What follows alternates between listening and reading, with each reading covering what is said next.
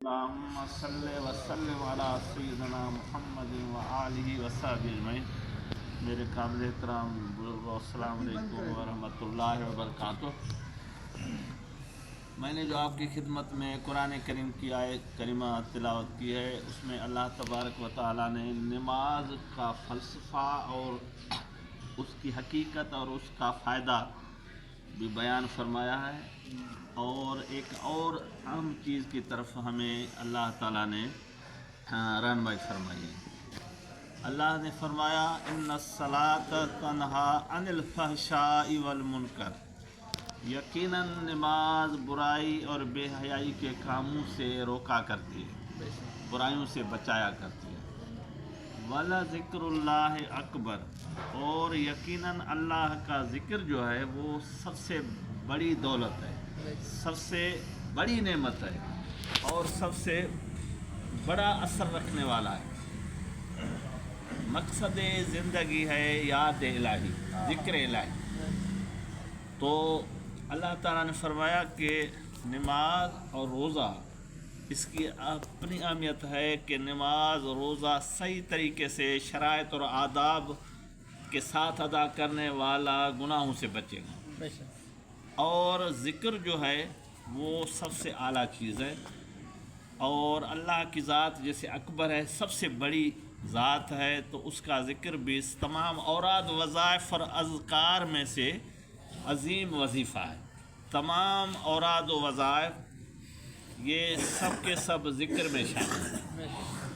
تمام اذکار کا جو اصل ہے وہ اس میں ذات ہے، لفظ اللہ ہے۔ تو جب بندہ دل سے اللہ کا ذکر کرتا ہے تو ایک حدیث پاک میں ہے کہ ایک لمحہ اللہ کے ذکر کے خیال میں رہنا، اللہ کے ذکر کے تفکر کرنا، اللہ کے ذکر کا، یہ 60 سال کی عبادت سے بھی افضل ہے۔ اور اللہ والے قلبی ذکر کما کے وہ اتنا اللہ کے قریب ہو چکے ہیں کہ ان کی صحبت بھی، اگر گنہگار ان کی صحبت میں آئے تو وہ بھی اللہ والا بن جائے۔ کہ حضور نے فرمایا کہ جو صالحین لوگ ہیں ان کی صحبت جو ہے، لا یشکا جلیسوں، جو ذاکر لوگ ہیں، اللہ والے لوگ ہیں، اہل دل حضرات ہیں، ان کے ساتھ بیٹھنے والا شکی نہیں ہوتا، بدبخت نہیں ہوتا، محروم نہیں ہوتا۔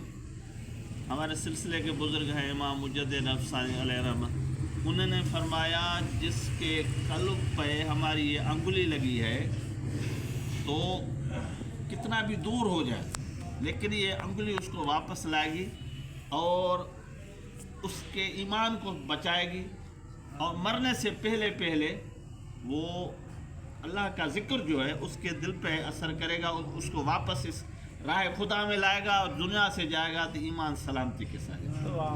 آپ نے فرمایا کہ میرے اوپر عاجزی کا غلبہ ہوا، میں پوری کائنات میں سے سب سے اپنے کو کمتر تصور کرنے لگا، تو اللہ کے لیے جب یہ تواضع کی تو اللہ کی طرف سے مجھے الہام ہوا کہ قد غفرت، تو میں نے تجھے بخش دیا، اور میرے اوپر تواضع کا غلبہ ہوا، عاجزی کا غلبہ ہوا۔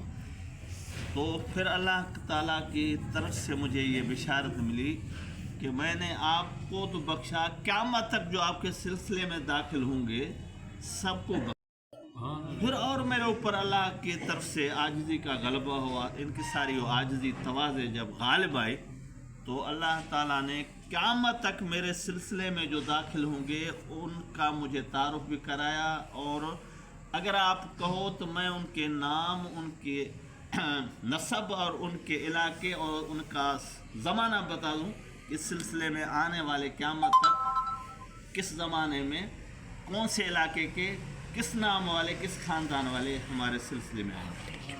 تو بھائی یہ شیروں والا سلسلہ ہے، جو اس سلسلے میں اللہ والوں کے لڑ لگ گیا نا تو وہ لاوارث نہیں ہے، اور اللہ والوں کے ساتھ نسبت میں جب وہ منسلک ہو گیا وہ بھی اللہ والا ہی بنے گا۔ تو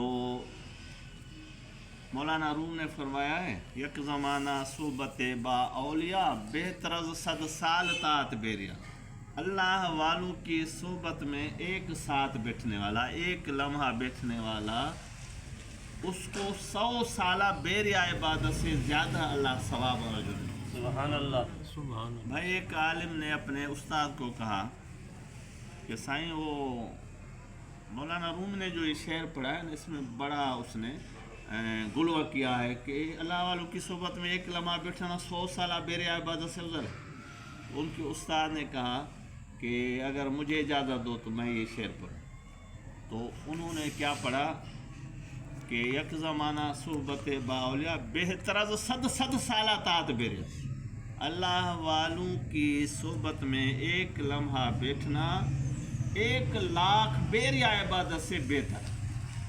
तो शागिर्द ने कहा, हुजूर मैं तो 100 साल इबादत को नहीं मान रहा था, आपने तो हदें पार कर दी।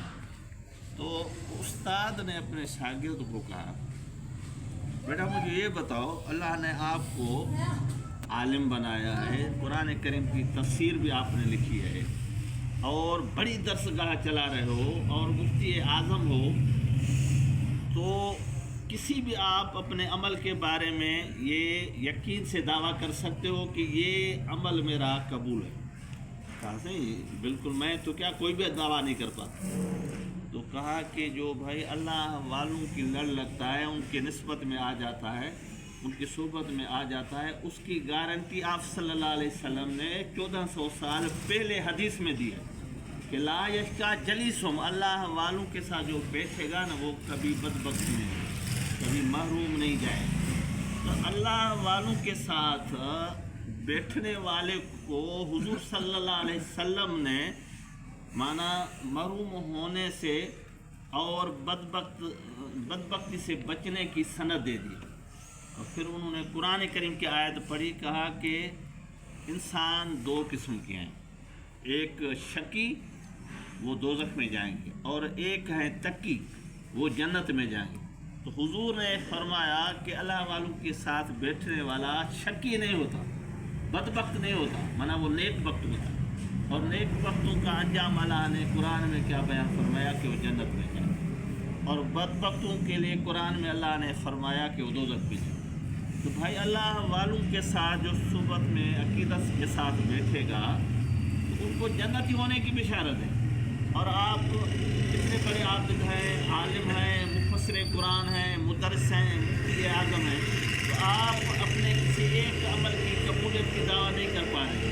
और उधर अल्लाह के रसूल ने गारंटी दी कि जो अल्लाह वालों की सोबत में एक लम्हा बैठा वो बदबख्त नहीं है, वो नेक वक्त है। और अल्लाह ने फरमाया जो नेक वक्त लोग होंगे वो जन्नत में जाएंगे। तो भाई ये सोबत बहुत बड़ी असर वाली है। हुब्बे दुरेशा किलीद जन्नतस दुश्मन शाह सजाए लानतस, अल्लाह वालों से अकीदत मोहब्बत जन्नत की कुंजी है। उनके साथ बुग़्ज़ रखना, दुश्मनी रखना, ये दोज़ख में जाने का सबब। तो हर के ख्वाहद हम नशीनी बाखुदा ओ नशीनत दर हुजूर औलिया, जो चाहता है कि मैं अल्लाह का हम नशीन हो जाऊँ, अल्लाह के कुर्ब में आ जाऊँ, अल्लाह का दोस्त बन जाऊँ, तो बुज़ुर्ग फरमाते हैं उसको चाहो कि अल्लाह वालों की सोबत में बैठे, ज़ाकिर लोगों की सोबत में बैठे। तो इसलिए सोबतें हैं, ये मजलिसें हैं, ये प्रोग्राम हैं। तो हमारे जिनके साथ हमारी निस्बत है हज़रत क़िबला मोहम्मद ताहिर अलमारूफ सज्जन से, सज्जादा नशीन दरबार अली अलाहाबाद शरीफ कंडियारो ज़िलो नौशरू फेरो, उनके वालिद साहब हज़रत क़िबला आलम हज़रत अल्लाह अलमारूफ सुना से रहमतुल्लाह अलैह का सालाना इज्तिमा हो रहा है 23-24 नवंबर को। तो उसमें आप हज़रात कोशिश करें और दोस्तों को भी दावत दें, शायद आपके तवस्सुत से कोई बंदा वहाँ चले और वो राह रास्त पर लग जाए, वो आपकी और हमारी बख्शे का ज़रिया बने। ये हमारे हज़रत साहब बैठे हैं, यहाँ से सवारी का इंतज़ाम करते हैं।